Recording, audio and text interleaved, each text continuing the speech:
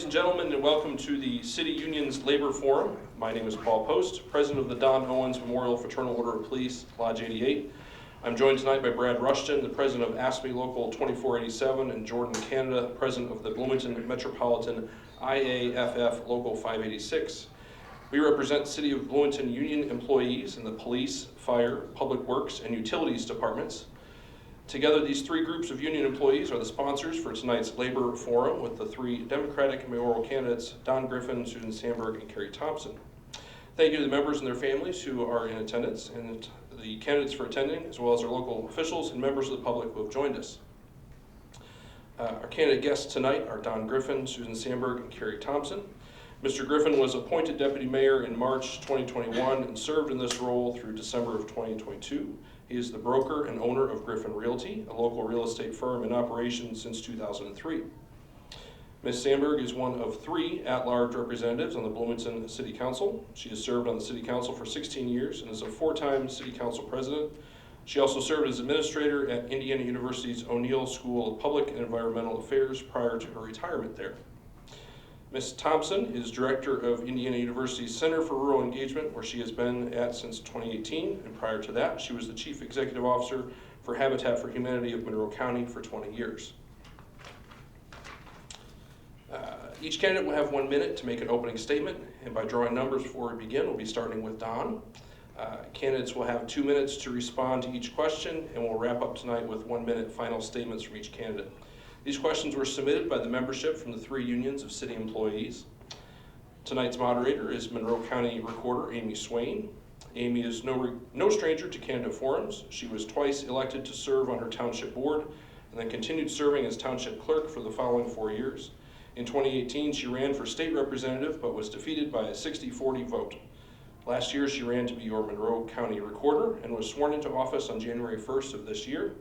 She is a former EMT and has been married for 33 years this month to former Monroe County Sheriff Brad Swain, back there. She's also an avid scuba diver. Amy, we're going to turn it over to you. Thank you, Paul. All right, we're going to start with Don for your 1 minute opening statements. Hello, folks. I'm Don Griffin. So this is about labor. They mentioned I was the deputy mayor for the last 2 years. They mentioned that I owned a real estate company for quite a long time. But my first job was a union job as a 411 operator. One of my other jobs was I was a die-cast machine operator for General Motors. So I was with the UAW. I've done various things. I've worked for Stone Belt in group homes. I was a floater in group homes. I've done the corn tasseling. That I've been on top of a roof. I've been a roofer. So when we talk about labor and the experiences I've had, Dad was a police officer. Mom was a secretary. Any kind of labor you can think of, I've been there. I know. Don. That's enough. Susan? Well, thank you to the city union members for hosting us. We have had many forums in which we have been called before many people with many interests, and I will say this is a wheelhouse for me, having served on the city council for 16 years. And when I tell you that you are the ones who keep the wheels turning at City Hall, that is not an exaggeration. So again, I appreciate all of you for the work you do, the service you provide, keeping the city safe, keeping the city protected, and I am certainly looking forward to all of your questions this evening. I have met many of you and have certainly appreciated all of your service for the city of Bloomington. I'm Susan Sandberg, and I hope to be Bloomington's next mayor. Thank you. Carrie? Thank you to our unions, not only for hosting tonight in this important conversation, but for all you do really to help facilitate the work of the city and keeping us safe in the city. I am a leader that has been at the top level of leadership for about 25 years, and I'm really proud that I have never done that without really spending time at every level. So at Habitat, even when I took over that top leadership level, I made sure that at least one day a week I was out on our job sites. I was up on the roofs. I was talking to not only our employees but our volunteers and our homeowners, because that's how great leaders get the information they need to make the best decisions, is by knowing what's really happening. Thank you all for your opening statements. We're going to get right into the questions now, and these are in the voice of the people asking them. As mayor, will you have an open door policy and maintain direct communication with the city union leadership so that issues between the workforce and your administration can be resolved without employees having to resort to mass grievances and lawsuits? And Susan, we're going to start with you. Well, this is an easy one for me because I'm already having these conversations with many of you who are in our unions, firefighters, the police, the people from AFSCME who work in a variety of different departments.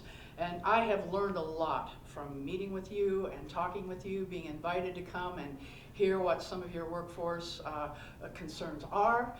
As mayor, I absolutely will have an open door policy. I won't rely on other people to have those conversations with you.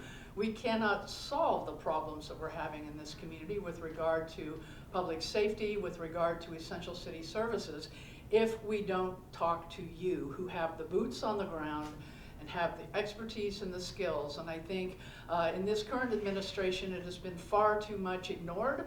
It might have been listened to, but I don't think it was heard. And so I pride myself as a sitting city council person. I've taken the time to actually do the outreach, to speak with many of you, and I appreciate your frankness and the information that you've shared with me that certainly gives me a direction as the future mayor of Bloomington, to be able to get down and figure out how do we do things better, how do we make things safer for you, and how do we improve city essential services, which is a main part of my platform as I'm running. Public safety, affordability, better collaborations, and essential city services. Those are the things I'm committed to deliver. Thank you, Susan. Kerry? I absolutely will have an open door policy with all staff at the city. It is really important as a leader that we understand deeply what you're facing, especially those of you who are in roles, as all of these unions can be, that can be unsafe if you don't have proper working conditions. And you know, my understanding, I've done ride-alongs, I have met with each of these unions, and my understanding is that there is an experience of not being heard, but also a feeling of not being seen and appreciated for the critical work that you do for our city. And our city doesn't operate without you, and importantly, our city is not safe without you.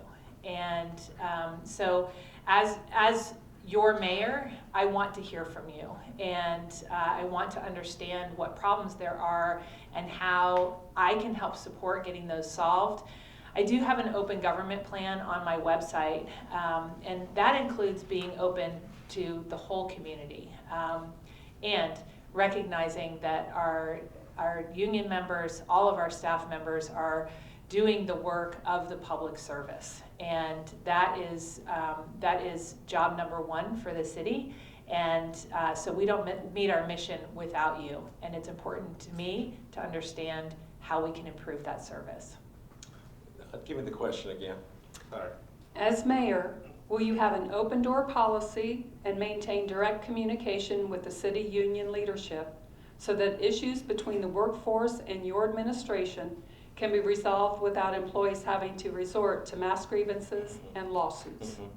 Yeah, absolutely. You know, I think we would go ahead and schedule a meeting, maybe a monthly meeting for each individual union leadership through the mayor's office. So that is something that we would do. Look, folks, I want to make sure, you know, I want to make sure that you enjoy working for the company that you work for, the city that you work for. I want pride in that. I want you to enjoy working here so much that you're looking at you've gone over, and we have to, folks have to tell you, you know what, look, it's time to quit.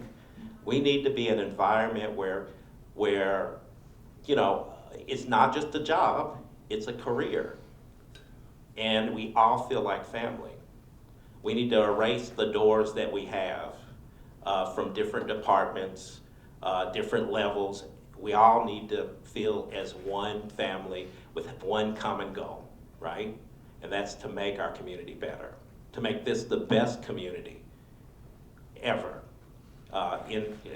We just need to be the best community, and we can do that if we have more communication and everyone enjoys who they work with and what they're doing. Good. Thank you. We'll move on. Over the past few years, the city has lost an alarming number of police, fire, and public works and utilities employees to other communities who are paying better wages.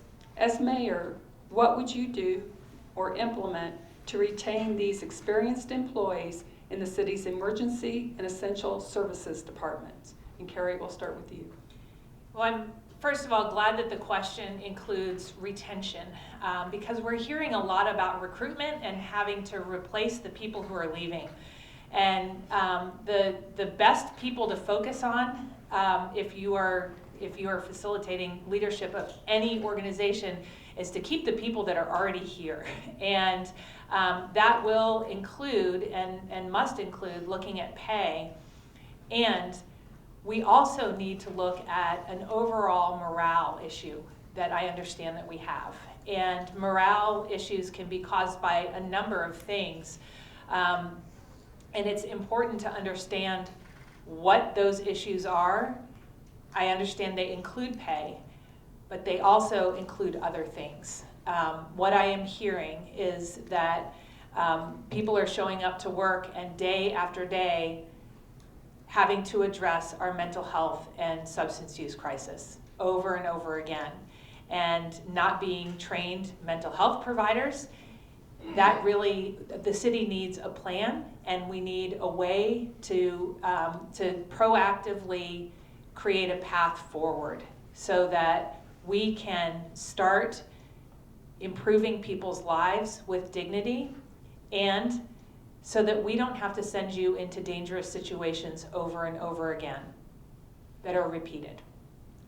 So as your mayor, I will listen, I will learn, discern what's next, and then I will lead. And importantly, I will have your back. That's what a great leader does. If I'm going to take credit for anything, it will be leading a great team and give you all the credit for the incredible work you do. And I will own the things that go wrong. Thank you, Kerry. Don? One thing we can start with, and we have started with, there is a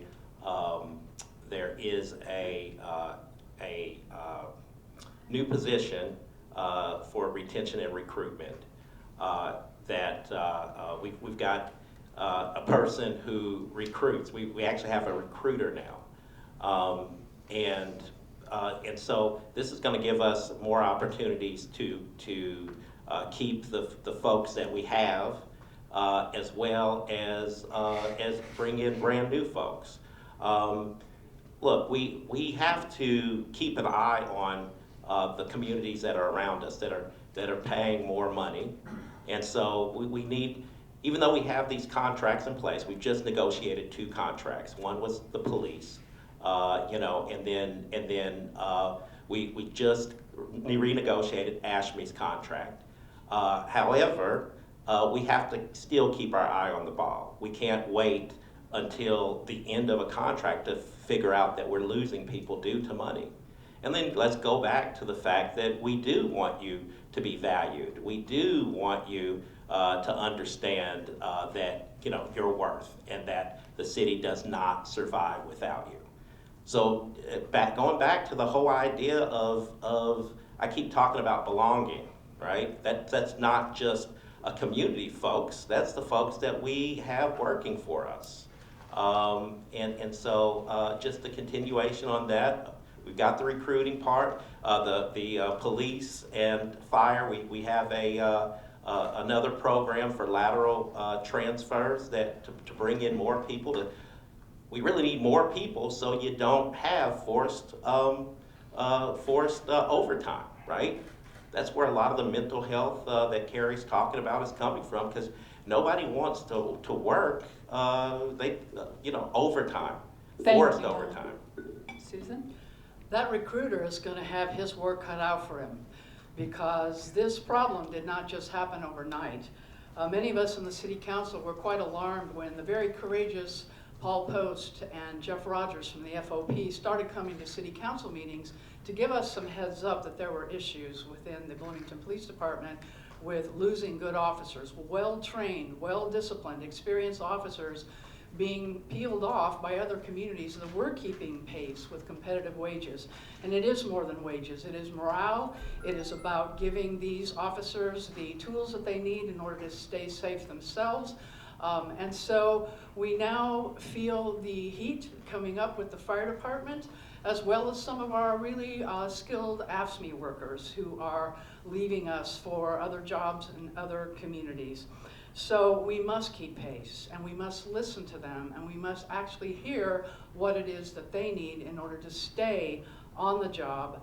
We don't want to lose our experienced officers. Recruiting new ones is great, and I think the City Council pushed as hard as we possibly could to try to get the salaries up. Of course, we had AFSCME money, not AFSCME money, ARPA money that we were able to contribute during that last collective bargaining. I got the privilege of sitting in on the police collective bargaining session, not as a participant. I had to be a silent observer. But in that, I heard very clearly what the needs of the police were. And of course, in any collective bargaining situation, it's a back and a forth, and you give and you take. But at the end of that contract, I thought, and I said it on the record, we've made some progress here, but we're not anywhere close to losing the good officers that we have to other communities who get it and who understand that we get what we pay for. And so as the next possible administration here with the City of Bloomington, that will be a priority, to mend the fences, to fix the broken relationships, and to truly hear them. And that is going to be essential for us to get the city back on track. Thank you, Susan. The next question will start with you, Don. Earlier this month, the President signed a resolution ending the COVID pandemic national emergency. Under the current mayor, the city has been charging a higher health insurance premium for employees who made the personal health care decision to not take the COVID vaccine. As mayor, will you move to stop this practice of a two-tiered system of insurance costs for city employees? I'm not sure. That's it. Okay. Susan? The policy was put in place during the worst of the COVID crisis, and I can understand wanting to encourage and incentivize people to the best of their ability to get the vaccinations and to get protected, especially those that are in direct contact with the public. Those were scary times, and we were trying to follow the guidelines as best they were presented to us. I think as the COVID crisis seems to be diminishing and in the rearview mirror, I think we definitely need to take a look at that policy. I think any two-tiered policy, people can certainly make the case that it is not fair and it gives certain people an advantage over others. And I think if we want to value our workforce, everyone in our workforce, whether you're union, whether you're non-union, we need to make things as fair and as balanced as we possibly can. So I will certainly take a look at that and see if it's time for us to stop that policy. Kerry? I too will take a look at that. I think Susan spoke very well. You know, the reality is that any two-tiered system really creates a dichotomy among employees. And I think it's worth looking at what we can do to really even the playing fields, not by decreasing health, though. And so before making a decision, I would really want to know the implications of that decision and hear from people about what impact it's really having. For instance, I need to understand what the cost differential is and how many employees this is really affecting, in addition to looking at some other factors. So again, willing to learn and hear from all sides on this. Susan, we'll be starting with you on this question. Infrastructure is vital to the city's ongoing function, sustainability, and safety. Some would say that basic infrastructure maintenance in Bloomington has been declining. How do you plan to maintain or improve essential infrastructure in Bloomington? Thank you. Essential infrastructure, again, is part of my 4-position platform when I'm talking about essential city services. I have a phrase that I have been repeating quite often, that first we restore before we do more. There are costs to deferred maintenance. There are costs to not repairing and replacing things. And so before we start expanding into all kinds of new programs and all kinds of new infrastructure, we do need to take a look at our roads, at our sidewalks, at our intersections, at the things that are being engineered. And many of our constituents are telling us on the council many things are becoming overly engineered to where they're causing problems for sanitation workers who have to then load the bins across 7th Street, across some of that infrastructure. And so with anything new that we come up with, there are always going to be unintended consequences, and maybe even things that we could have thought through a little more carefully in our planning and in our engineering. And so basic essential city services do require us to pay attention to our infrastructure. You know, as I'm doing ride-alongs with various of you who are kindly inviting me to do that, our roads are not in great shape. And I know we have them on a delay as to how we repair them. It's more than potholes. It's just the condition of our streets that are becoming more and more ragged. And that is not a pride point for me. You know, as a mayor of Bloomington, we can certainly do better. And that comes at a cost too, that we have to be willing to invest in. Repair the assets that we already have before we start expanding and growing to a point that we can't keep up with the infrastructure that people need. And this is utilities, this is street projects, this is our fleet. I have had the opportunity of visiting fleet, and they are overwhelmed with all the repairs and replacements they have to do on the rolling stock. So we must pay very close attention to the basic city services. That's what people pay their taxes for. Kerry? Yeah, the infrastructure in the city needs to be brought up to par. And that's not part of a special platform for me. That is the basic essentials of what a city does. We make sure people have clean, drinkable water. We make sure that the storm water is taken care of. And we make sure that the roads are in great repair, that they are drivable. I was in a police car for hours and hours on Friday night, and I thought, well, it's becoming it's going to become a workers' comp issue driving on these roads for the police for 12 hours at a time. This is just what a city does. I understand the infrastructure because you know, when I was with Habitat for Humanity and we were creating neighborhoods, we had to install that infrastructure. And it is complicated, and it takes maintenance, and it takes a committed, skilled crew to keep up with those, and great city engineers to design them and design them well. It's the basics. My platform is about the things that we also need to do in Bloomington to ensure that we have a livable community that is thriving. And at the base level, we need water, we need sewer, and we need great roads. That's it. So, okay, so the roads, you know, that's based on taxes. You know, it's based on taxes, how quickly we can repair our roads and our sidewalks, okay? Some of the things that we're talking about, essential services that we're talking about, we can fix these things probably within 90 days. One thing is, we had a program, it's called B-Town, and it was done maybe 4 to 6 years ago, and it's a way of scheduling. A lot of the things that you see, we've got utilities that's in charge of some of the stuff. We've got public works in charge of other things, and we've got parks in charge of additional things. And right now, it's not in sync. It was in better sync before COVID. It needs to be resynced and scheduled. So we've got medians. We got medians with grass coming through it and curbs, vines between curbs that we need to get rid of. First of all, our cleaning trucks, our street cleaning services, we only had one that's working. And now the utilities department is taking over that to make us have cleaner stormwaters. We need to find an alternative to Roundup. Our community has not used Roundup for a long time. That's why you're seeing these weeds in the streets and in the curbs and in the medians. Indiana University still uses Roundup. There's reasons why we don't use Roundup, but we need to find an alternative. Right now we've got guys doing that by hand with the B-Town crew. They're doing that by hand. We have to figure out a way of doing it.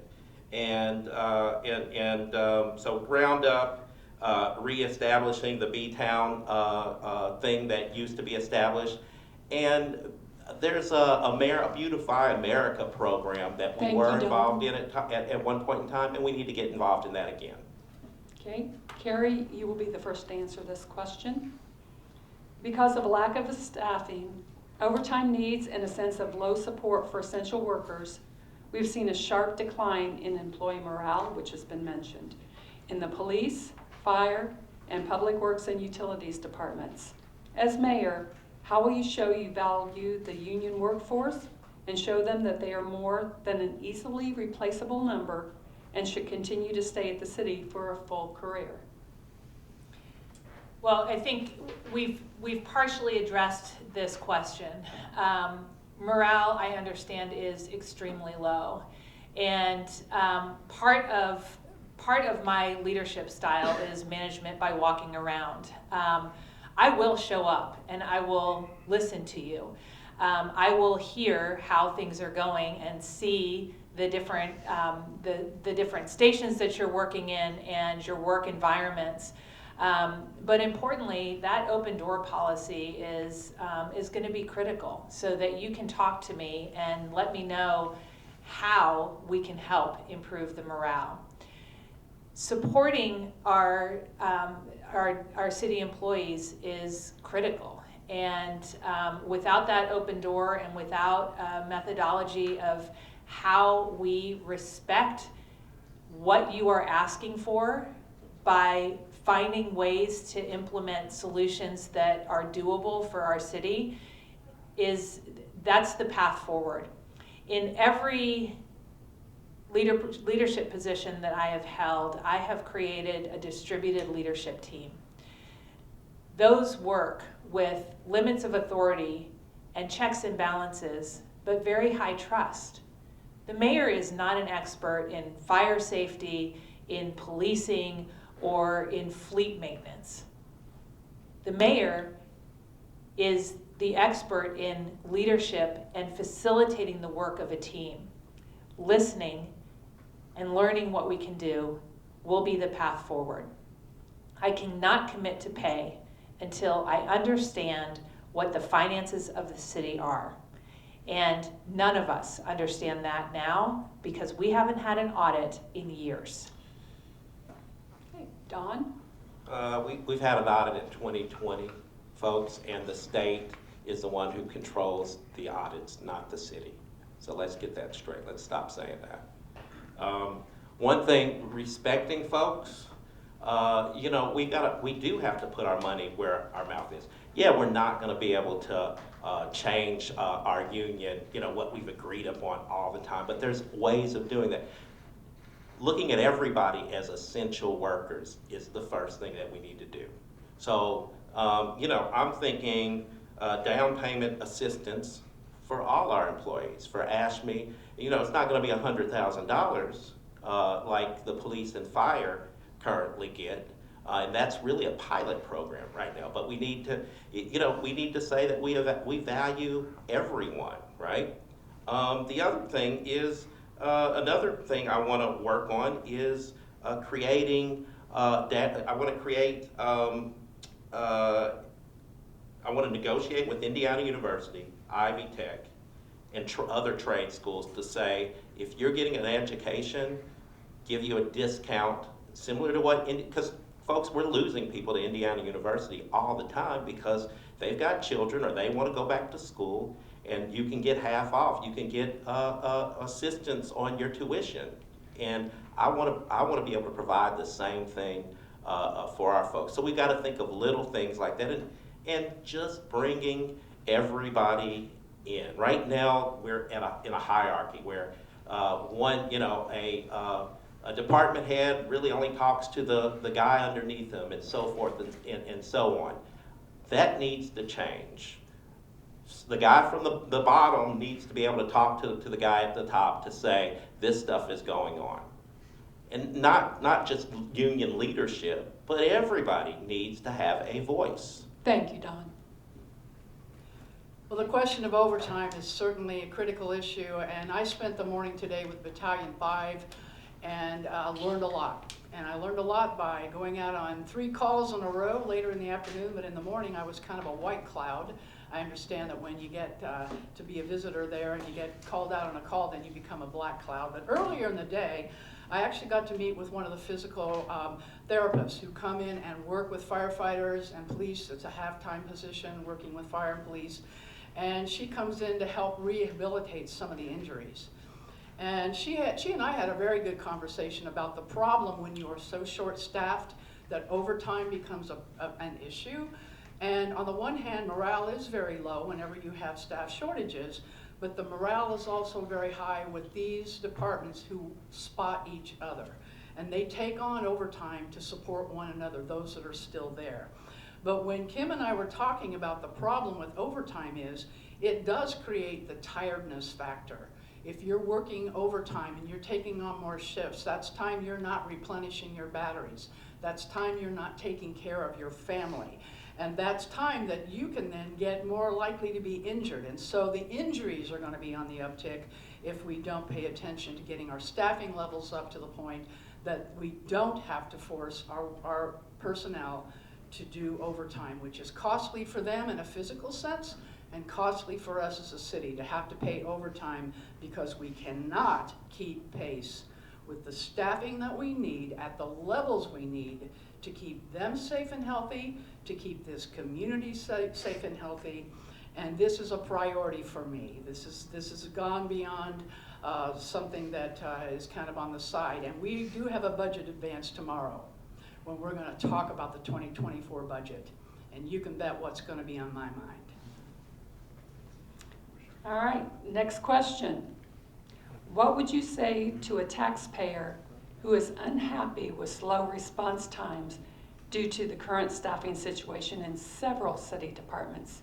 Don, to you. How do you sorry. I think we're doing the best that we can. I had a chance, as the deputy mayor, I have a chance to look at our response times. And I don't care if it's the stuff that AFSCME does, the stuff that our police department does, or the stuff that our fire department does. We are very quick to respond.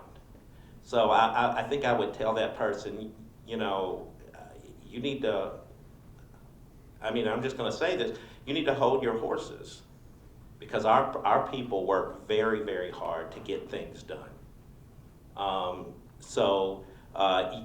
Maybe we're experiencing internally, we're experiencing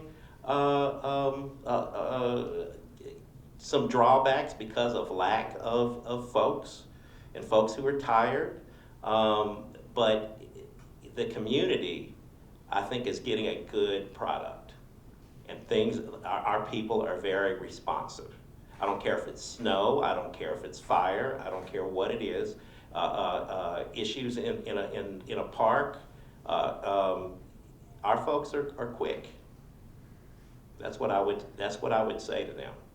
Look at the numbers compared to other communities of our size. We've got one of the best fire departments, we've got one of the best police departments, and we have amazing people in parks and working on our streets. Our utilities are amazing. So they don't see how the sausage is made. And if they're being that critical, then they're being overly critical. That's what I would say. Okay, thank you. Susan? Well, there's no taking it away from our current staff that they do the best job they possibly can, but they're doing it with one hand tied behind their backs. And response times, just from a pragmatic standpoint, are going to take some hits.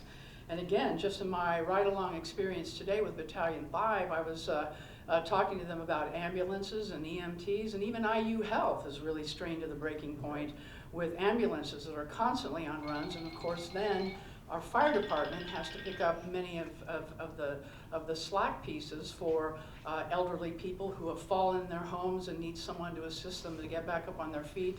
And so it just goes without saying that if you have staff shortages and you are dealing with mandatory overtime and voluntary overtime to just keep the wheels turning on things, there are going to be some things that are going to fall through the cracks. This is my concern about public safety in general. This is my concern about doing everything we can and not just working around the edges of recruiting more personnel and retaining our personnel, but actually getting to the heart of what's going to keep them here, what's going to get our numbers built back up so that we can have that pride point that we are the best. We do have the best police department. We have the best firefighters. We have the best AFSCME workers working in a variety of departments in the city. And response times and things that the police were able to focus on before when there were enough of them, some of those things go by the wayside, and that's just the fact of the matter. And so if we want to do a better job and be more responsive and keep the ratings that we're all so proud of, we're not going to keep them very long because this is not sustainable. And so the next mayor of Bloomington has got to take this very seriously and do everything we can to bring those staffing levels up so we have good response times.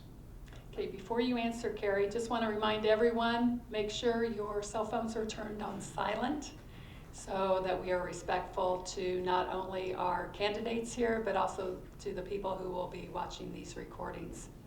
So go ahead, Kerry. This is a really serious challenge.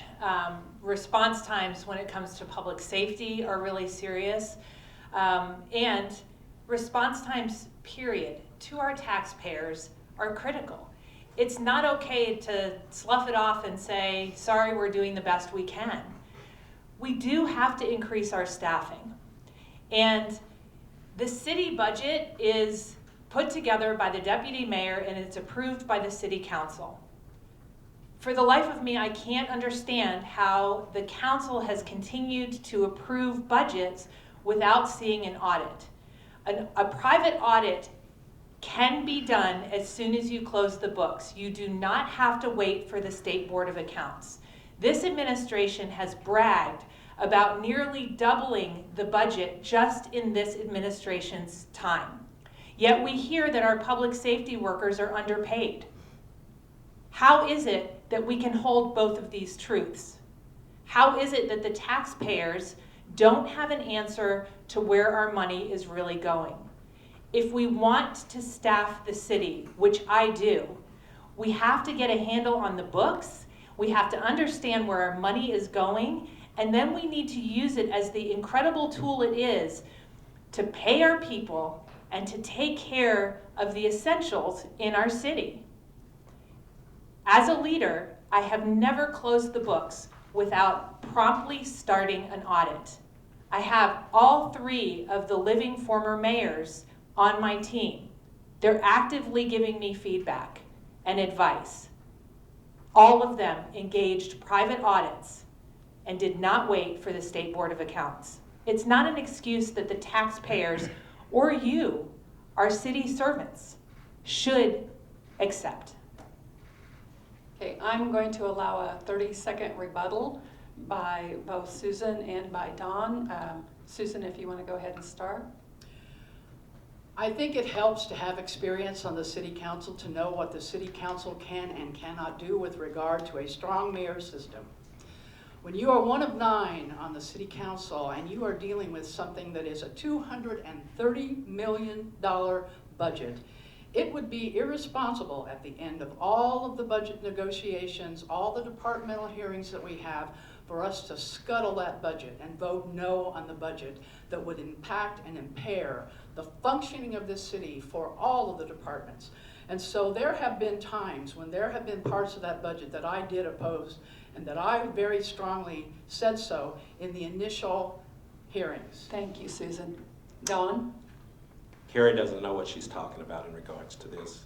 And bringing up one of the mayors that endorsed you, who lost almost $2 million, and that's, you know, of taxpayers' money, probably not a good idea. So you need to know what you're talking about. We had one in 2020, just like I said before. We don't, the council, neither the mayor's office is going to pass a budget that is not appropriate. Thank you, Don. Final word, 30 seconds, Kerry. Yeah, I have managed multi-million-dollar budgets. I have done that under the direction of a board of directors, much like a city council. And I understand the checks and balances. And that's why you get an audit. So you can catch these things, so that you understand as soon as you close those books out exactly what your encumbrances are, and that your fiscal policies and procedures are sound. Okay. This next question will be starting with you, Susan.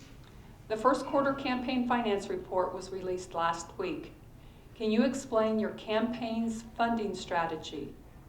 And do you have any donors that are directly tied to current city projects? I do not. I am proud of my very grassroots, volunteer-driven campaign. 96% of my donors came from the city of Bloomington, and that's the way I wanted it. I made a pledge early that I would not accept money from big developments, and that is strictly because I want to keep above board in any kind of decision that the mayor would have to make regarding contracts for bids for various projects. I just wanted to stay above it all. I have a favorite in my study of women's history. Shirley Chisholm had a statement that she was unbought and unbossed. And I think that's a good way for any mayor to start, is to have grassroots, the people of Bloomington who believe in me, who understand my record of service, public service on the city council for 16 years. Those are the individuals who are motivated to see me be elected and who have worked very hard as volunteers on my campaign. So it is a modest campaign, but it's enough. We have enough to get our message out, and I am very pleased with how my team, I have a team of very dedicated volunteers who have helped me raise the adequate amount of money that I need, and I don't need any more than that. Kerry? Yeah, when I started looking at running for mayor, I was told very clearly that I would need to raise a significant amount of money because I was a complete political outsider. I had no political name recognition, and I was really starting from behind. I committed myself to doing that and to ensuring that I could talk to people that I had been working with for a long time, who trusted my leadership, and asked them to support me in this new leadership endeavor as I sought to become your next mayor. I've done a great job at that. I have more than 200 donors now, and I am proud that I am able to run a really high-level campaign to get the word out. It's not just about the fundraising, though. I am boots on the ground doing the hard work. I am knocking doors more than 20 hours a week. I will be a leader who works hard for the people of Bloomington, and I frankly think that you deserve a mayor who will attract the resources to accomplish a vision and get it done exceedingly well. That's what our city deserves. You know, as far as folks that are working on local projects, I'll be honest, I'm not really sure. I can't tell you someone doesn't have a connection to something within the city. Our city is vast. I do have a modest budget. I'm pretty much there, and I've done it within since what, December. I think I've done well. I don't need $200,000 to win this race and get my point across. I don't need to spend $100,000 on messaging from New York and California, because my messaging is from here.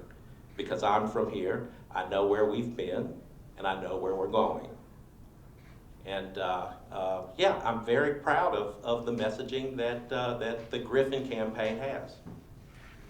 Okay, next question. Several city facilities are extremely old and worn down or suffer from ongoing weather-related problems. As mayor, how will you fix the problem of some departments' physical facilities being woefully inadequate to accommodate their current operations? Kerry?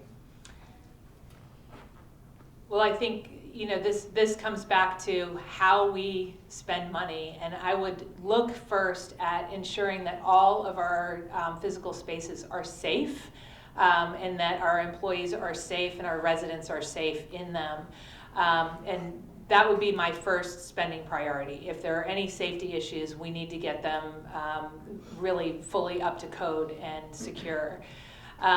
Then I would listen to what people need, and it is part of my strategy to do a full audit of our physical spaces in the city, and to create a plan for scheduling not only regular maintenance but capital improvements. I know we are spending a lot of ARPA money on a new facility that actually was not supported by the union. And it's concerning. And I think that, honestly, a mayor who is in touch with her staff will understand what the priorities are for these capital improvements and be able to really listen to staff and residents for what we need and what those strategic investments should entail. So there's going to be a lot of moving pieces that will hopefully alleviate some of that. You know, we've got we've got a utilities department who is going to be moving to another location that they've been working on. And in that space, you're then going to have Public Works move to the space over at Miller Drive, and that'll be restored. We've got 3 facilities that the fire folks are either getting fixed, and then there's a brand new building that's being created for training and logistics. So a lot is happening. We've got a new police station that is going to be also in the process of being restored, as well as a fire administration space. So a lot is going on. That will be also attached. We'll probably do some things for City Hall as well. So a lot of things that you're talking about, the future, it will be alleviated. And yeah. Okay. Susan? Well, let's talk about a purchase that I did not vote for. I was one of 4 who did not think it was a good idea to move a police headquarters in a historic building that is set up to be administrative offices, but certainly not secure and certainly not appropriate to be a headquarters. The current headquarters on 3rd Street, while not ideal, could have certainly been retrofitted to have been a better situation for police, and maybe even with an addition to the west, the fire administration could actually have joined that. And that's a building that was already secure because it was built to be a police station before it became City Hall and before it went back to becoming a police station. So being smart about our facilities And it's not always about building the bright and shiny new, it's about making sure that we are rehabilitating the structures that we have that need to be expanded, that could be much more cost effectively done rather than purchase something that's going to require a major renovation in order to make that even halfway suitable. And then here at a time when we're losing police, when we're losing the workforce, and they, 201, said no, the back half of Showers is not an appropriate place for a police station. It's not going to make City Hall any safer. As a matter of fact, it may put a big target on the back. Having everybody all together under the same roof, a lot of people will say that's not smart. You need to have separation of your public safety operations. So I have not been pleased with the building decisions that have been made by this administration as a sitting council person who has actually voted no, but unfortunately was not in the majority. And when you're not in the majority, things happen. And you sit back and you scratch your head and you think, well, how do we fix things from this point on? Next question, and Don, we'll start with you. As mayor, will you be willing to work with your emergency service employees on adjusting or removing excessive roadway obstacles, such as traffic calming devices, or the narrowing of vehicle lanes that seem to be put in place without a thought as to how they might hinder emergency vehicle operation and can cause delays in response times? I think that's on a case-by-case basis. I think in the future, if collaboration isn't happening through engineering and planning, then it needs to be. So yes, I think looking at some of those things that have been done. Now, there are reasons for traffic calming devices that have been put in place. So I'd like to talk to the engineers before saying that that things need to be changed. There are reasons that those were put there. Now, whether or not there was talk beforehand or input from the transit drivers or fire folks, that's something that we have to talk about. Susan? Yeah, these are the things that might look good on paper when you're reviewing how to make streets safer for certain users of those streets. And then there are the unintended consequences that we're seeing now and experiencing. 201, when I'm going door to door, when I'm listening to constituents and I bring up the 7 line, I get boos. People don't like that. They don't like the experience of it. Even people who ride bicycles are saying they don't feel particularly safe there. And so I think that was an overly engineered project that now that we see it, now that we experience it, now that we've seen a number of accidents there, we need to go back and think, all right, that was not maybe the idea that people thought it might be in the beginning. What do we do to retrofit that and to make that more accommodating? And again, when you talk to the sanitation workers, which I have done, they have to haul the trash bins on 7th Street across that built infrastructure in order to get it to the trucks that lift the buckets and dump the trash. So buses, emergency vehicles, and again, when you ride along with the police and you ride along with the fire truck and see how tight some of these things are, you talk about response times. If we're interested in getting an emergency vehicle to you when you're having a major heart issue, we want to make sure streets are passable for all users, for pedestrians, for bicyclists, for vehicles, for emergency vehicles, sanitation trucks. And so we've got to be smart about our engineering. We can't overly engineer these projects that are just meant to help one particular user of the streets that causes issues for another. So complete streets are the way to go.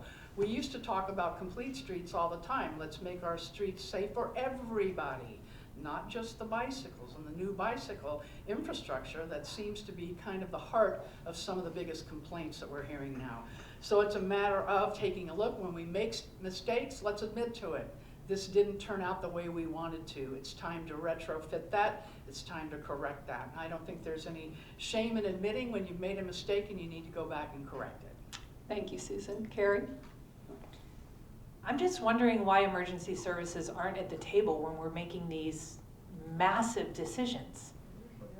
Why are we not asking the people who need a critical path through our city to keep us safe? It's absurd to me that we don't have all of the parties at the table. when the last neighborhood that was created under my leadership at Habitat, if we wanted to amend the street, we had to get sign off from emergency services. So when the city's doing it, emergency services should be part of the co-creation of any major change that we're doing.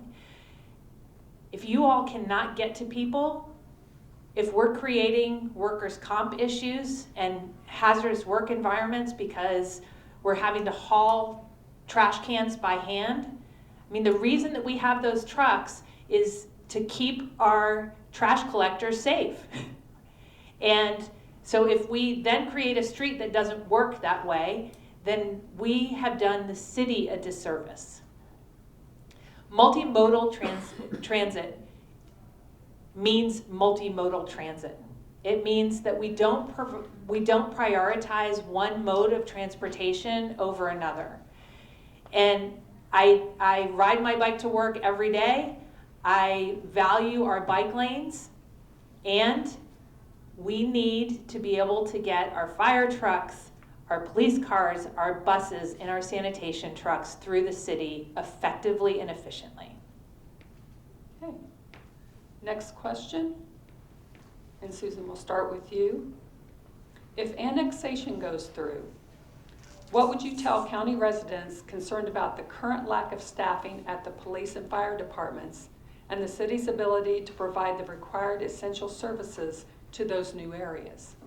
Be afraid, be very afraid. It's the reason why I was one of 3 who voted no against annexation. If we are having in-house problems within the city of Bloomington and providing the staffing that we need to keep our community safe, how can we look our county colleagues in the eye and say, hey, you're going to want to become a part of the city and pay more taxes to do that because look at all the great services you're going to get. I just don't think that's a way to go. I voted no for many reasons, but that's one of them. Our own city services are struggling right now due to staff shortages, and so we need to build that back up first before we get ambitious about adding more territory to the city's corporate boundaries. Affordability is another one of my platforms, and if we're making things more expensive in the county regarding housing, that's going to get passed on to people who are renting and trying to own homes. So for the whole affordability reason, that's a reason to to just put the brakes on and slow things down.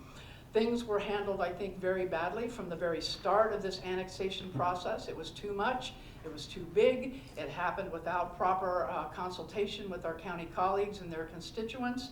And for those reasons and many more, I think it is time to halt the process, take a look at the law, take a look at how we more incrementally, more respectfully, and more collaboratively work toward an annexation plan that will work for the county as well as the city. Annexation is not a bad thing. I do not oppose annexation, but I do oppose the way this one was handled and the unintended consequences that I can certainly see as problems if we grow too fast without respect to the infrastructure and the personnel that we have on the ground now. Kerry? We've already discussed tonight that we have inadequate staffing levels in all 3 of these unions, the police, the fire, and AFSCME. And we need to bring those staffing levels up. That is very clear. In order to take on this huge annexation, and I too have made myself clear that I think this annexation was too large, and it was frankly not done well. This is another solution that's done to our community instead of with our community.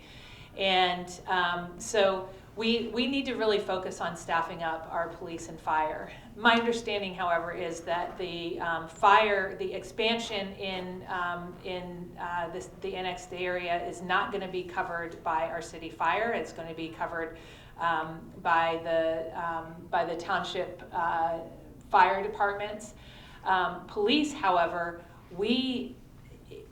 getting up to bare bones staffing level and then writing a plan for how we are going to staff for this massive annexation will be critical. And that should be job number 1 of any mayor is to figure out how we're going to keep our people safe. And with our current staffing levels, I don't think that we can commit to the citizens of Bloomington that we are doing our best to keep them safe. Okay, so, you know, when we put out the book and do the research on annexation and how it can be done, we have to show financial, the financial ability to be able to do that. That's already happened. It's going, look folks, there's folks using our roads right now who are not paying their fair share. So not only is annexing these other these other areas going to bring in more income for our city to pay for those services, we still haven't talked about the fact that besides the fire folks, there are 2 brand new contracts out there. The police have a brand new contract that started this January that pays a significantly more than they had before. I'm not saying there's not more work to do, but that is the case. AFSCME, they just got a brand new contract that every folks agreed on, right? Both sides agreed on these contracts, and it's a significant amount of money compared to what was there before. So this, we talk about this like we're not going to be able to hire more people. We're going to be able to hire more people. There's going to be more money to pay for roads, to pay for more people, police. And the fire thing that you're talking about, if things happen the way that they happen, if the courts rule in the favor of the city of Bloomington, don't think we're not going after those fire districts, those Monroe County fire districts, to expand our fire department. We are not going to be locked in. Our fire folks. And here's the thing, our services are so much better right now than anything the county has. Whether it's the streets, whether it's our police force, whether it's our fire department. End of discussion. Susan has indicated she'd like a 30-second rebuttal. With this business of paying their fair share, let's be clear, anyone out in the outlying areas that are not a part of the corporate boundaries, they are paying for the water services that they're getting. They are paying for the sewer systems they're getting. As a matter of fact, they're paying double. So this business about they're just a bunch of freeloaders and it's just the city of Bloomington that are carrying them, that is not true. And so I think that's an argument that we need to refute. Don? I guess you have to ask yourself, who are you representing when you talk that way? Are you representing the county, or are you representing the folks who live in this city, the city of Bloomington, Indiana? And I represent the folks who live in Bloomington, Indiana.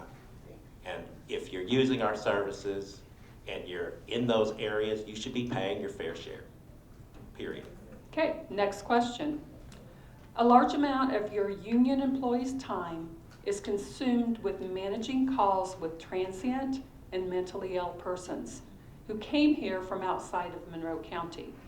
If you are elected mayor, what will your message be to these other communities, law enforcement agencies, or hospitals who frequently relocate their unhoused or mentally ill persons to Bloomington, a practice that continues to tax our understaffed workforce as well as our hospitals? And I believe it is Kerry's turn to start. And so this is actually part of the work that I'm already doing with the Center for Rural Engagement. I have relationships and partnerships now in nearly 90 different communities around the state. And part of our work, one of the research projects, has been on rural homelessness. And what is happening is not completely clear. But what I do know is that Bloomington needs a really clear, compassionate plan that treats people with dignity and is strategic in ensuring that we are not growing our problem here, that we are working towards solutions. And by partnering with these other communities and ensuring that, that we can share best practices and let them know that we do expect them to also care for their unhoused, that is one path forward. The Heading Home Coalition, which is headed by Mary Morgan, has already started these conversations and is already working towards a regional approach. Regionalism is not isolated just to the unhoused. In our city, though, we have had a really successful task force that was hosted by Pete Yonkman at Cook to develop the Stride Center. That was interdisciplinary. It had law enforcement, mental health services, addiction services, and housing services all at the same table. We need a mental health and substance use team here that is creating a strategic plan for how we can start solving this issue, not just move people from one place to another. Thank you, Kerry. Don? So, Heading Home, Heading Home has had, a lot of people don't know this, but Heading Home actually helps other communities surrounding Bloomington create their own resources, because they understand that folks do better when they're close to their people that know them. So we're trying to change that trend. I'm not sure.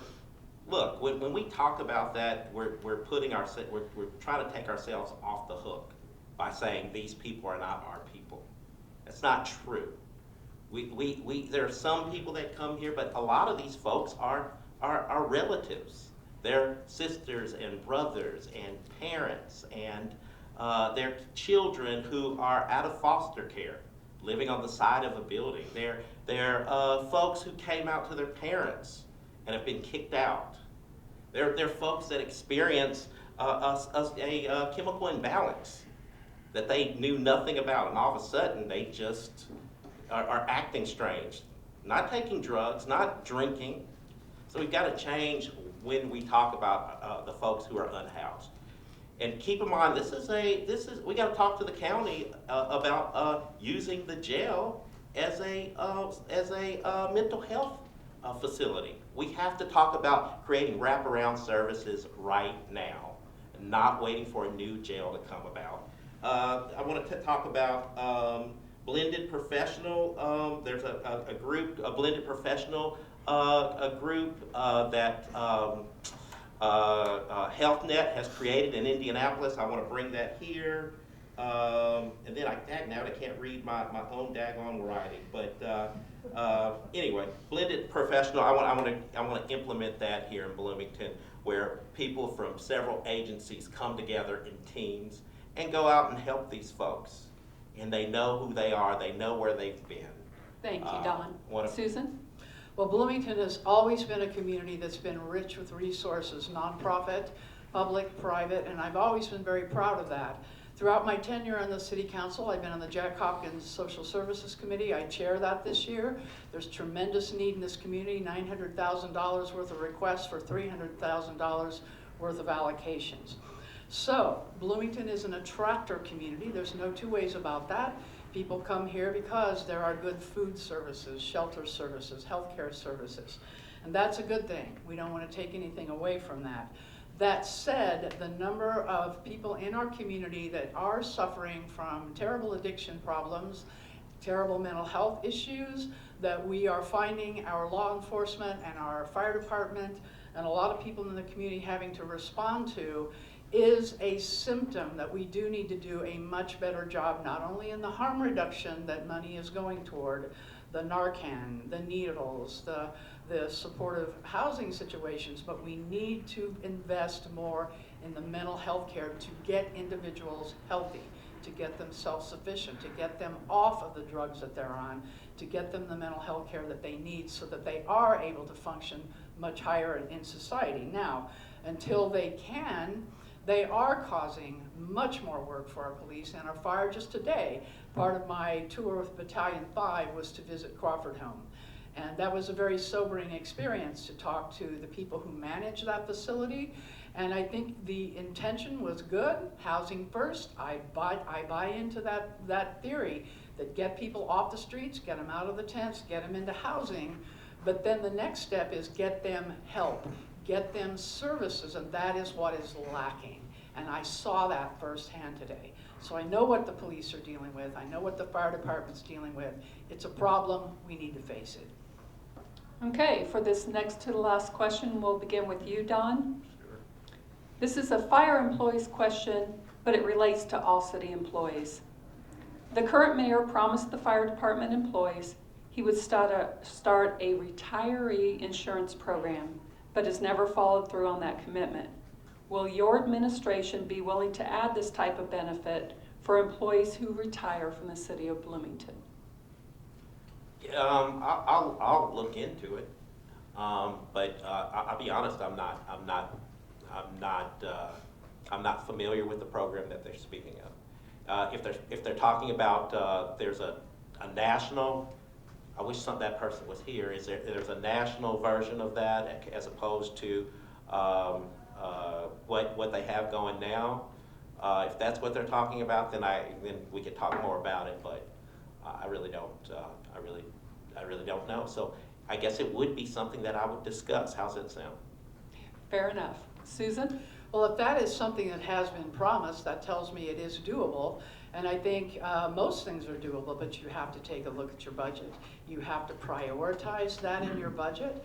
And so to that extent, my answer would be yes, because this is part of our recruiting and retention issue. When you treat your internal customers, which are your employees, with respect, with proper pay, with proper working conditions, with proper retirement benefits, they're going to be very motivated to stay with you. And that experience is like gold, keeping people on the job. And we're losing our good people to other cities who have figured it out and are paying more. That's money walking out our door. The overtime money walking away from other things that we could prioritize to help our employees. And when you do right by your internal customers, which are your workforce, you, the union, and non-union employees, that also translates into better service to our constituents, our consumers, our people who pay our taxes in order to get those good services. So I think that might be an easy thing to take a look at and try to deliver. Kerry? I'm absolutely interested in a whole cloth approach to what things could keep people with the city and what things you need once you retire.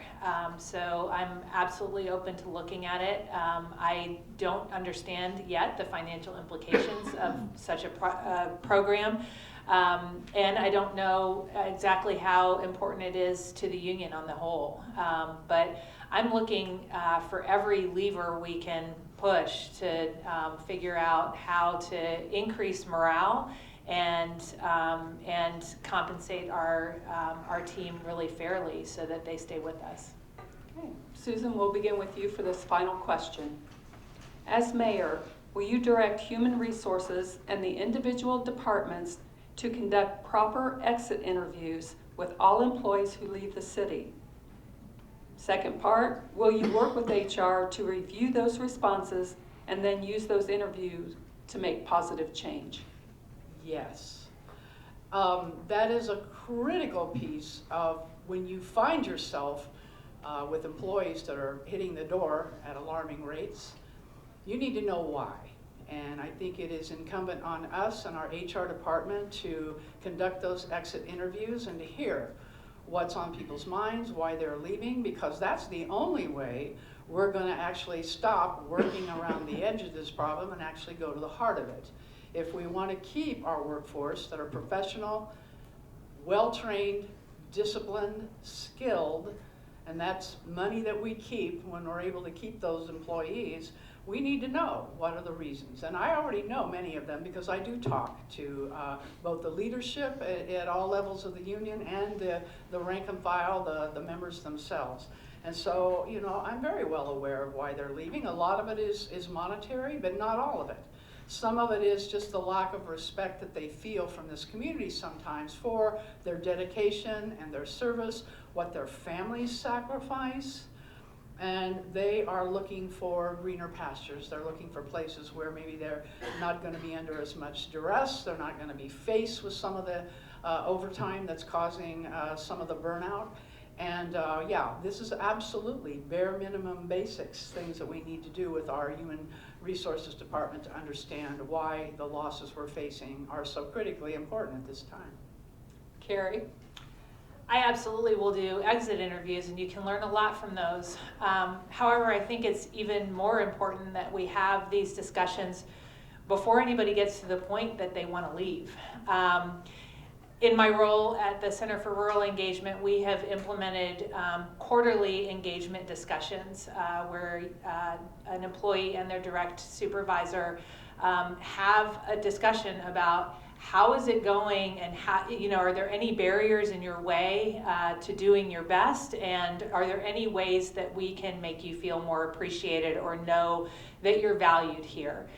Those should be ongoing conversations, and they should be continual.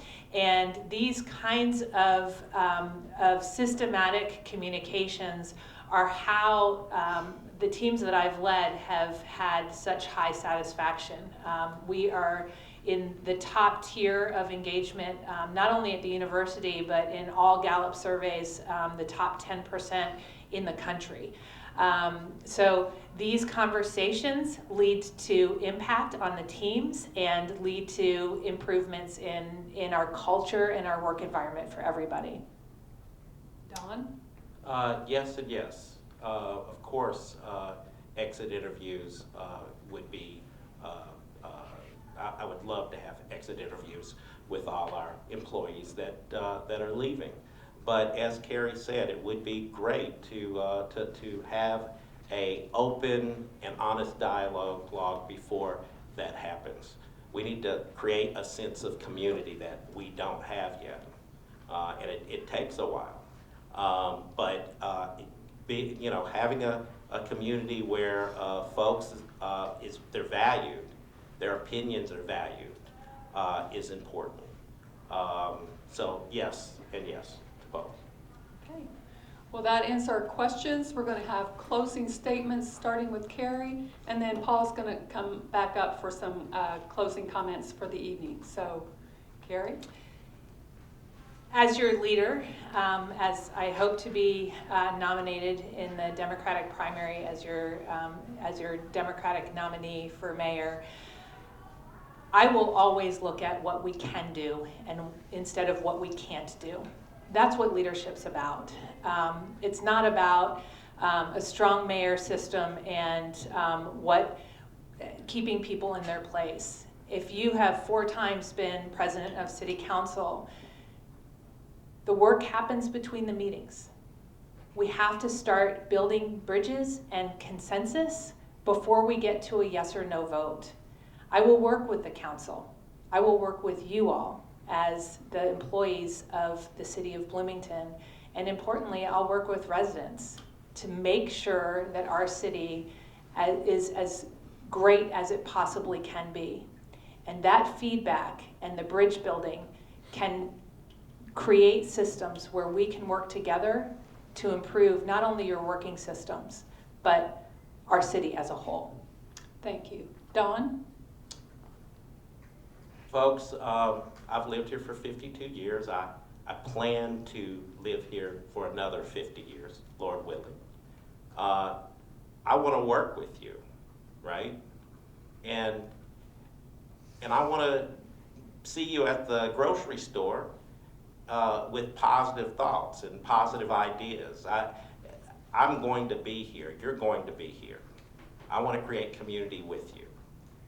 I've been your deputy mayor for the last 2 years. I've worked with the leadership with the negotiation team. We've been a negotiating team, whether we've been with the police to create a better world and better salaries and outcomes for the police.